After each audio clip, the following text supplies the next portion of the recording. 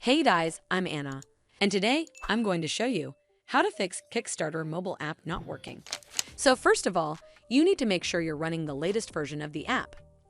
Open up App Store on your device, and then tap on this search icon in the bottom right corner.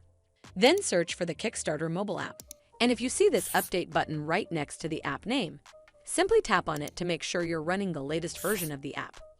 But if you still encounter this issue, then you need to clear App Cache. Go to your device settings and then scroll all the way down to General and tap on it. Then tap on iPhone Storage. From here, search for the Kickstarter mobile app and then tap on it. Once you're on this screen, you need to tap on Offload App. Tap again to confirm. It'll take a bit for processing, and then a Reinstall button will show up. Simply tap on it to reinstall the app.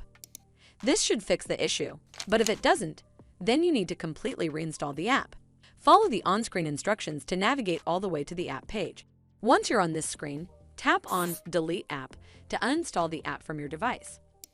Once uninstalled, you need to open up App Store and then search for the Kickstarter mobile app right over here in the search bar, and then click on this Get button to install it back on your device.